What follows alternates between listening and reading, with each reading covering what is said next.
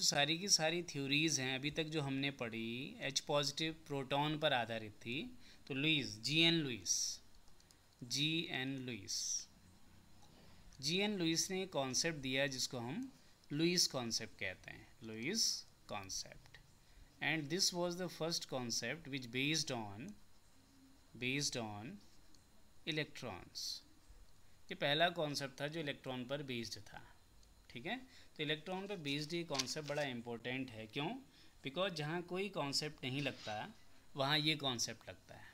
ठीक है, क्योंकि this concept is too general as it can be applied to any system. ये किसी भी सिस्टम पर आप इसको अप्लाई कर सकते हो। तो लुईस का कॉन्सेप्ट क्या कहता है? ये कहता है according to this concept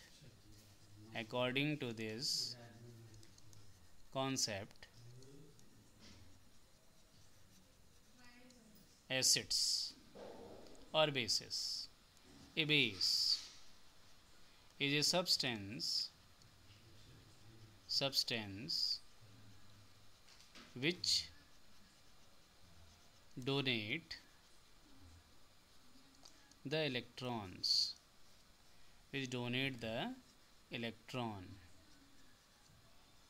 electron bracket में S, and acid is a substance which can accept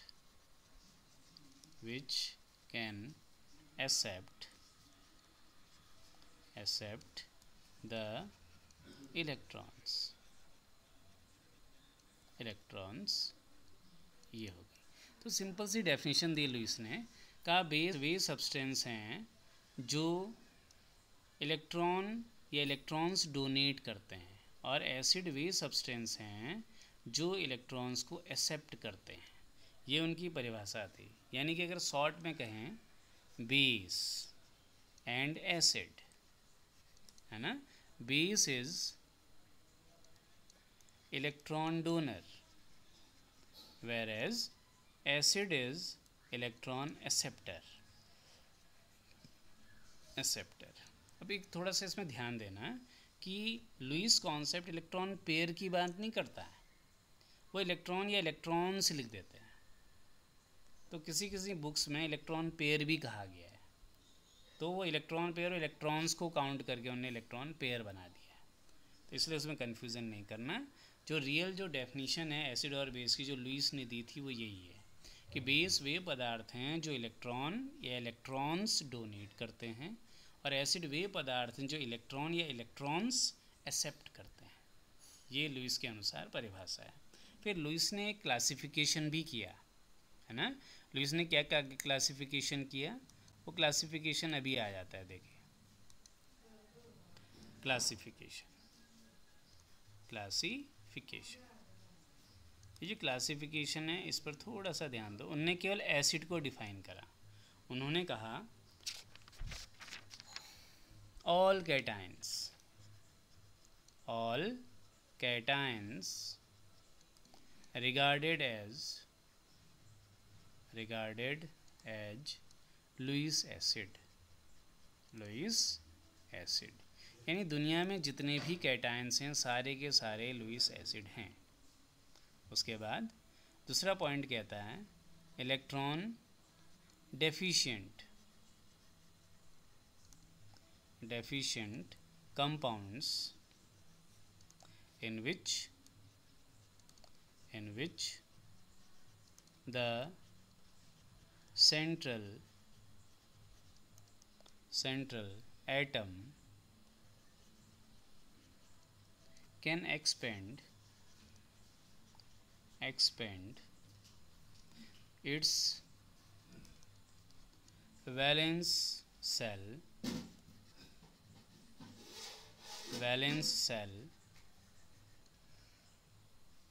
are regarded as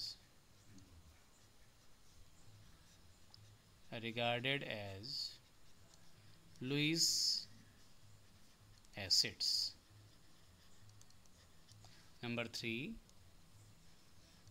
molecule in which central atom having vacant d orbital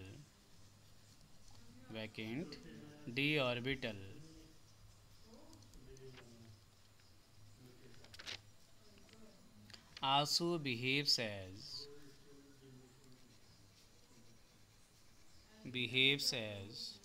Lewis acid. Number 4, molecules in which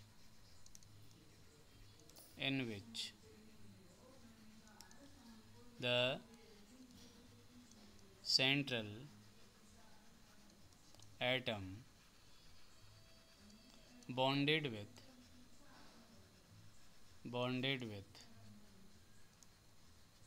atoms of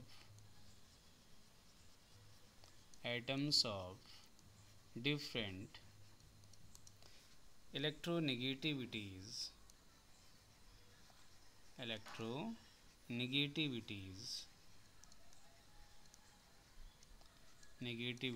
of नहीं आएगा, negativities through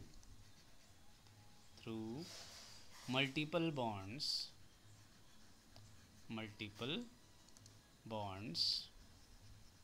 are considered as Lewis acids. ये देखिए, ये 4 main points हैं इनके concept के। पहला point कहता है all cations are regarded as Lewis acid, यानी जितने भी कैटायंस पॉसिबल हैं they all are Lewis acids, वे सारे के सारे लुईस एसिड कहलाएंगे। पहला पॉइंट। दूसरा पॉइंट क्या कहता है, इलेक्ट्रॉन डेफिशिएंट कंपाउंड, कोई भी इलेक्ट्रॉन डेफिशिएंट कंपाउंड जिसके पास क्या हो, central atom which can expand its valence cell beyond octet are regarded as Lewis acid। जिनके पास ऐसा सेंट्रल एटम हो जो अपनी वैलेंसी को एक्सपेंड कर सके उसको भी हम लुईस एसिड कहेंगे। थर्ड पॉइंट कहता है molecules in which central atom having vacant d orbital are behaves as Lewis acid, वे सारे मॉलिक्यूल्स जिनमें सेंट्रल एटम के पास वैकेंट डी ऑर्बिटल होगा they also considered as Lewis acids. अगला है molecules in which the central atom, हम हर किसी में किसको देख रहे हैं हम, central atom bonded with atoms of different electronegativities, जिनकी इलेक्ट्रोनेगेटिविटी में डिफरेंस होगा बाई मल्टीपल बॉन्ड्स, यानी इनमें मल्टीपल बॉन्ड्स पॉसिबल होंगे, वे सारे के सारे भी लुईस एसिड की तरह बिहेव करेंगे। इसका मतलब these 4 definitions are given for the acids, Lewis acids.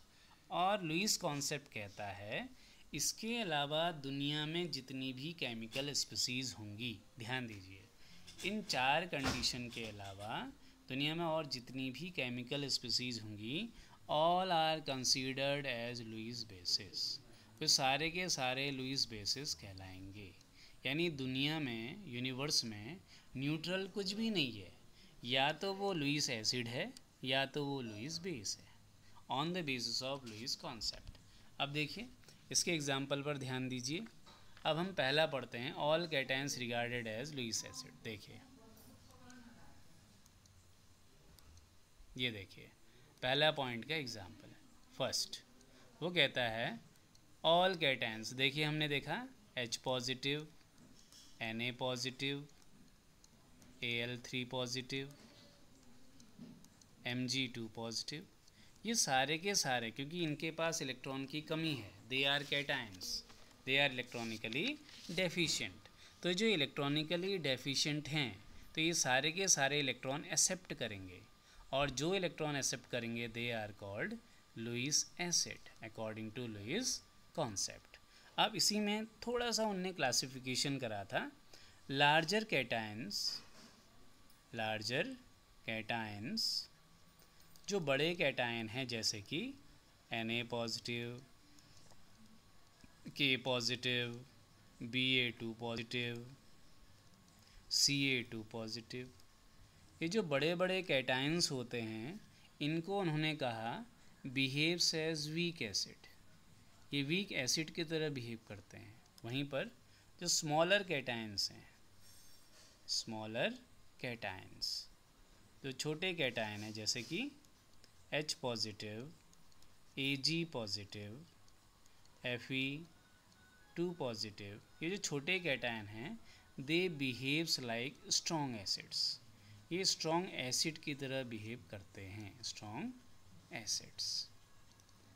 तो उन्होंने छोटा सा एक क्लासिफिकेशन भी दिया कि सारे cations are Lewis acid, all the cations are Lewis acid, but larger cations are weak acid and smaller cations are strong acids. ये था पहला पॉइंट जो हमने पढ़ा था थोड़ी देर पहले, all cations are regarded as Lewis acids.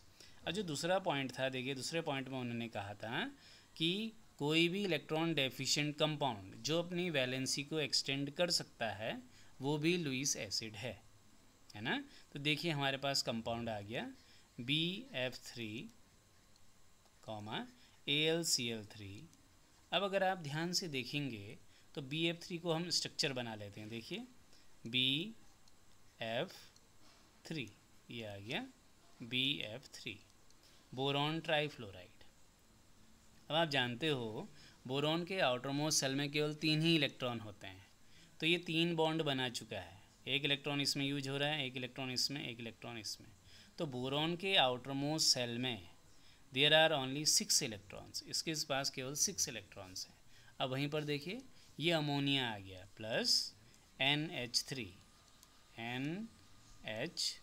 ये अमोनिया है। अब आप जानते हो अमोनिया के नाइट्रोजन के पास लोन पेयर होता है। अब boron have incomplete octet, it have only 6 electrons in valence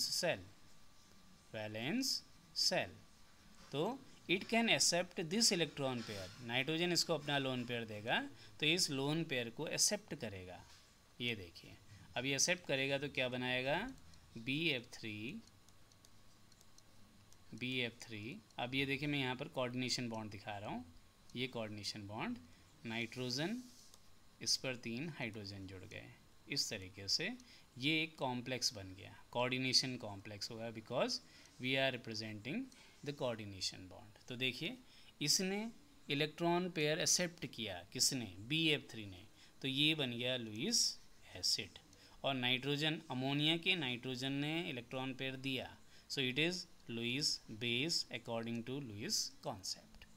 तो वही कहा इसमें जो सेंट्रल एटम है वो इलेक्ट्रॉनिकली डेफिशिएंट है क्योंकि उसके आउटरमोस्ट सेल में केवल 6 ही इलेक्ट्रॉन है, तो इसीलिए वो लुईस एसिड की तरह बिहेव करेगा। पॉइंट नंबर 2 यही कहता था, वे इलेक्ट्रॉनिकली डेफिशिएंट मॉलिक्यूल जिनमें सेंट्रल एटम अपनी वैलेंसी को एक्सटेंड कर सकता है वो लुईस एसिड की तरह बिहेव करते हैं। तो यहाँ पर BF3 लुईस एसिड की तरह बिहेव कर रहा है। अब देखिए अगला जो थर्ड पॉइंट था उसको एक्सप्लेन कर लेते हैं। नंबर 3 उन्होंने कहा था वे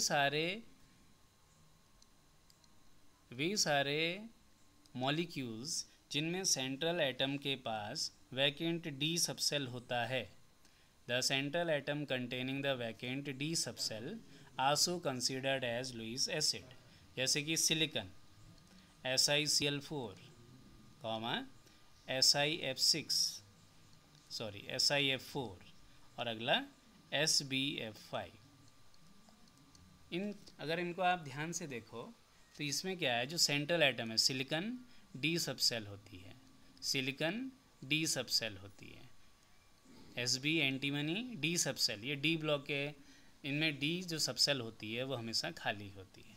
तो इसमें क्या है, जब बॉन्डिंग बनाएंगे SiF4, ध्यान से समझना, SiF4 प्लस 2F निगेटिव, तो क्या करेगा ये फ्लोराइड अपना इलेक्ट्रॉन निगेटिव चार्ज इस सिलिकन के D ऑर्बिटल में डोनेट कर देगा, क्या बन जाएगा देखिए SiF6, बाहर से 2 निगेटिव। ये देखिए इस तरीके से दूसरा देखिए SnCl4 प्लस 2Cl निगेटिव क्या बन जाएगा, SnCl6 2 नेगेटिव। तो हम क्या देख रहे हैं, हमें देख रहे हैं कि Sn ने Cl नेगेटिव को एक्सेप्ट करा है। Cl नेगेटिव के पास इलेक्ट्रॉन से नेगेटिव चार्ज है, तो नेगेटिव इसको दिया। These are Lewis acids, these are Lewis bases. Lewis acid, Lewis base. हमने किस बेसिस पे इनको लुईस एसिड कहा, बिकॉज सिलिकॉन के बाद डी सबसेल खाली है। ठीक है, एक एग्जाम ये ऐसा ही 2 बार हो गया, इसको Sn कर दो, ये SnCl4 हो जाएगा, SnCl4 SiF4 SbF5। तो ये सारे के सारे में डी सबसेल प्रेजेंट होती है जो खाली होती है, तो ये इलेक्ट्रॉन को एक्सेप्ट कर सकते हैं। तो ये इलेक्ट्रॉन एक्सेप्ट करते हैं, इसका मतलब लुईस के अकॉर्डिंग ये लुईस एसिड हैं। अब देखिए लास्ट पॉइंट रह गया लुईस कॉन्सेप्ट का, नंबर 4 पॉइंट क्या कहता है, ऐसे मॉलिक्यूल जिनमें सेंट्रल एटम, ये central atom highly electronegative, different electronegativity के एटम से जुड़ा रहता है, ये देखिए जोड़ दिया, उसमें वो लुईस एसिड की तरह व्यवहार करते हैं। दे बिहेव्स लाइक लुईस एसिड। देखिए, the central carbon atom is bonded with highly electronegative oxygen atom by multiple bonds. ये तो इसमें क्या होगा, देखिए ऑक्सीजन इज मोर इलेक्ट्रोनेगेटिव, तो इसने इलेक्ट्रॉन अपनी ओर शिफ्ट कर दिए ड्यू टू हाई इलेक्ट्रोनेगेटिविटी, इस पर आ गया डेल्टा नेगेटिव। सिमिलरली इस ऑक्सीजन में इलेक्ट्रॉन खींचा डेल्टा नेगेटिव, लेकिन कार्बन के ऊपर आ गया डेल्टा 2 पॉजिटिव। अगर इसके पास इलेक्ट्रॉन की कमी हो गई तो ये इलेक्ट्रॉन एक्सेप्ट करेगा, और अगर ये इलेक्ट्रॉन एक्सेप्ट करेगा तो it is a Lewis acid. तो ये एक लुईस एसिड बन जाएगा। इसी तरीके से देखिए दूसरा मॉलिक्यूल है SO3, S double bond O double bond O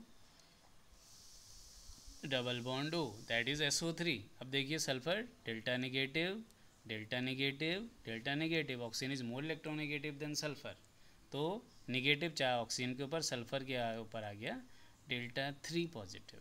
इसका मतलब आप देख ही रहे हो, इसके पास इलेक्ट्रॉन की बहुत ज़्यादा कमी हो गई है, डेफिशिएंसी हो गई है, और डेफिशिएंसी होने की वजह से ये जो मॉलिक्यूल है ये लुईस एसिड की तरह व्यवहार करेंगे।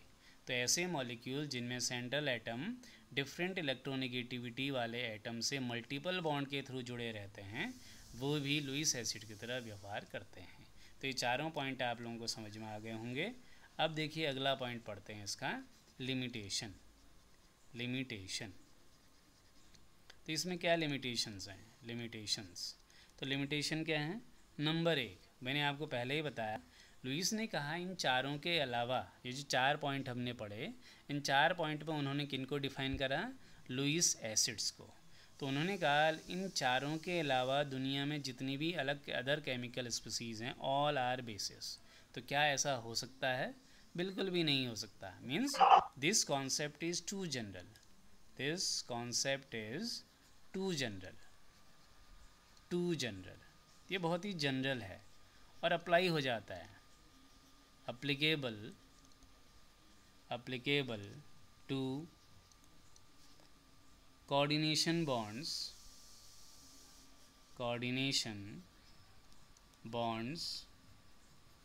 even metal in zero oxidation state, zero oxidation state, oxidation state। अब देखिए ये कॉन्सेप्ट इतना जनरल है, टू जनरल है कि ये कोऑर्डिनेशन बॉन्ड पर भी लग जाता है, क्योंकि कोऑर्डिनेशन बॉन्ड में आप जानते हो ए और बी के बीच में अगर कोऑर्डिनेशन बॉन्ड है तो साझेगा इलेक्ट्रॉन युग्म, शेयरिंग पेयर ऑफ इलेक्ट्रॉन, केवल एक ही एटम देता है, और एक ही एटम देगा। माना सपोज दैट ए ने दिया है, तो ए ने दिया है तो ए क्या है, बेस बन गया अकॉर्डिंग टू लुईस कॉन्सेप्ट, और बी एसिड बन गया अकॉर्डिंग टू लुईस कॉन्सेप्ट, क्योंकि एक इलेक्ट्रॉन दे रहा है दूसरा इलेक्ट्रॉन ले रहा है। तो इतना जनरल है कि कोऑर्डिनेशन बॉन्ड पर भी लग जा रहा है, और साथ ही साथ even metal in zero oxidation state, एक मेटल जो जीरो ऑक्सीडेशन स्टेट है, ऑक्सीडेशन स्टेट में है, उस पर भी ये अप्लाई हो जा रहा है। क्यों, क्योंकि हम जानते हैं कि metal having vacant D subshell, vacant D subshell, क्योंकि मेटल के पास वैकेंट डी सबसेल होता है, इसका मतलब लुईस के अनुसार जिनके पास वैकेंट डी सबसेल होता है they all are Lewis acids. इसका मतलब मेटल जो जीरो ऑक्सीडेशन स्टेट में है वो भी लुईस एसिड है। इसका मतलब दुनिया में कोई न्यूट्रल चीज़ तो है ही नहीं, या तो वो एसिड है या तो वो बेस है। उसके बाद दूसरा point, this concept not tales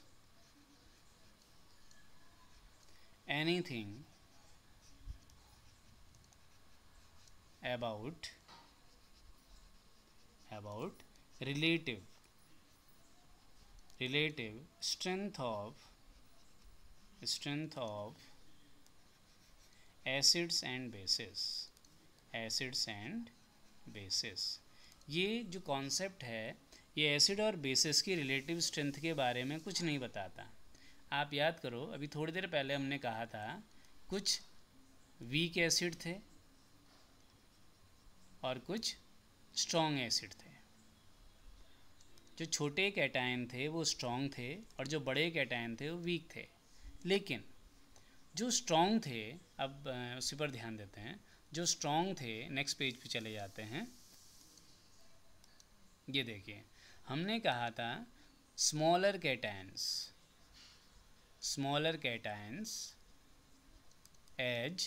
H positive, Ag positive और एक और था Fe2 पॉजिटिव।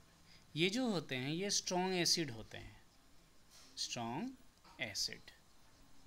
अब ये तो हमने मान लिया ये स्ट्रॉन्ग एसिड है because they are smaller cation. अब हमारे माइंड में क्वेश्चन आया, क्या क्वेश्चन आया, इन तीनों में सबसे स्ट्रॉन्ग कौन, H पॉजिटिव, Ag पॉजिटिव या Fe2 पॉजिटिव। तो लुईस कॉन्सेप्ट इसके बारे में कुछ नहीं बताता, not says anything about this, says anything.